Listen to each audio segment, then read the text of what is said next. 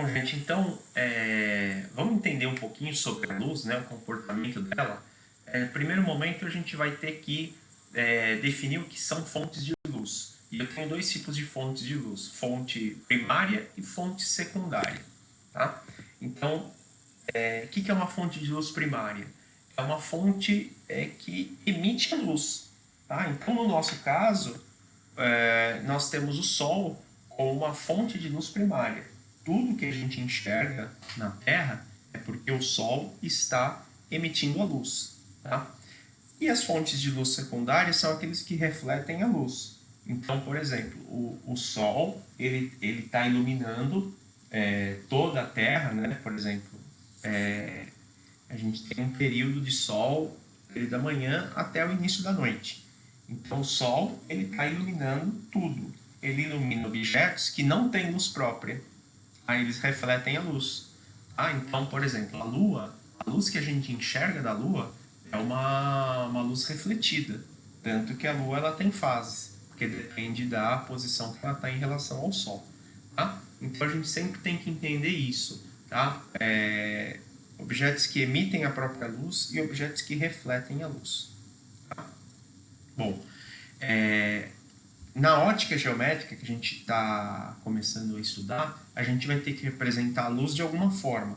Tá? Então a gente vai representar os raios de luz com setas com pontas, tá? Como essa daqui. Ó. Tá? Então a gente representa uma série de traços que tem essa flechinha indicando o sentido da luz. Tá? Então, nós temos emissores de luz que possuem uma característica divergente. Então, a luz ela parte de um ponto, tá? E ela vai espalhando os seus raios de luz em diversas direções. Tá? Ele diverge. Alguns instrumentos ópticos, por exemplo, uma lupa, faz com que a luz ela vá convergir em um único ponto. Tá? Então, aqui é um feixe convergente. Eu tenho três raios de luz distintos, que eles vão incidir no mesmo ponto, ou seja, convergindo. Tá? Para a gente conseguir fazer a luz se propagar, a gente tem os chamados meios ópticos, né?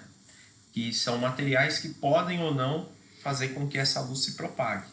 Então, por exemplo, um vidro, né? Um vidro transparente, ele permite que a luz passe por ele, né? Sem qualquer desvio. Então a luz vai atravessá-lo. Mas tem alguns materiais, por exemplo, papel vegetal. Se a gente colocar um papel vegetal na frente de algum objeto, a gente já não vê esse objeto de forma tão nítida.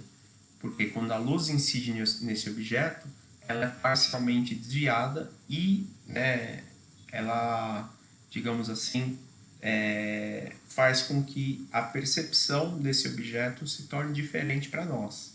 Tá? E os meios opacos são meios onde a luz vai bater e não vai refletir. Eu vou ter uma absorção total aqui desse raio de luz. Tá? Outras características da luz, né? A luz, ela vai refletir, dependendo de onde ela incidir, a tendência é que ela reflita. Então, se essa superfície ela for regular, for lisa, livre de qualquer defeito, a luz vai bater, né? Ela vai incidir num ponto e vai refletir com o mesmo ângulo. A gente vai ver isso com mais detalhes, mas basicamente a gente tem um ângulo de incidência igual a um ângulo de reflexão. Tá? Já, por exemplo, uma situação, né, onde o meio é irregular, que nem nós falamos do papel vegetal, a luz vai bater num ponto e já não vai refletir com o mesmo ângulo. Devido à irregularidade, esse reflexo ele é um pouco desviado, faz com que a gente não enxergue de forma tão nítida. A refração nós também vamos falar com mais detalhe, mas basicamente ela é o desvio da luz, né, quando muda de meio. A luz está incidindo através do ar na água. A água ela tem uma característica diferente, então essa luz ela vai desviar. Tá? E quando eu tenho absorção, simplesmente não há reflexão nenhuma. Toda a luz é absorvida. E para finalizar essa parte, né, a gente vai entender que a luz sempre vai se propagar em linha reta. Ok?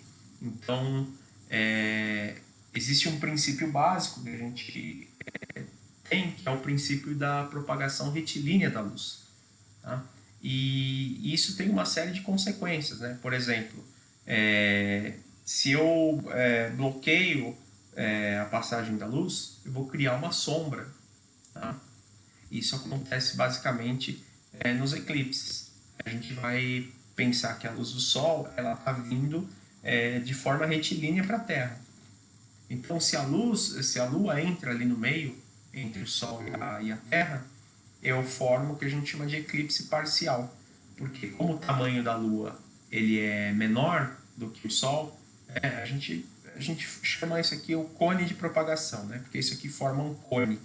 Ela está vindo em linha reta, mas ela vem em formato de cone. Essa luz vai ser bloqueada pela Lua. Então, nessa pequena parcela aqui da Terra, a gente tem uma escuridão total, que é o que a gente chama de eclipse total. As outras regiões, né, estão na região de penumbra. Então, vê o eclipse parcial. Naquelas imagens não vê o Sol totalmente bloqueado. Tá? E nós temos também os eclipses lunares, que é o Sol, né, basicamente sendo bloqueado pela Terra. Então, a Terra passa na frente do Sol e a Lua some. Mas esse é um fenômeno que dura bem pouquinho. Tá? Bom, ainda sobre a propagação retilínea da luz, nós temos duas propriedades interessantes. Tá? Porque a forma de reflexão ela é independente. Se eu incido uma luz no espelho, ela vai bater nesse espelho e vai refletir com o mesmo ângulo. Então, se eu colocar um outro espelho ali, a gente vai perceber que se eu, por exemplo, aqui eu coloquei a fonte de luz nessa posição. Se eu incidir através dessa, a gente vai ver que a propagação dos raios de luz não vai mudar. Ela só vai inverter o sentido. Aqui ela está incidindo do espelho 1 para o espelho 2. Se eu fizer ela fazer do espelho 2 para o espelho 1, o comportamento dos raios é o mesmo.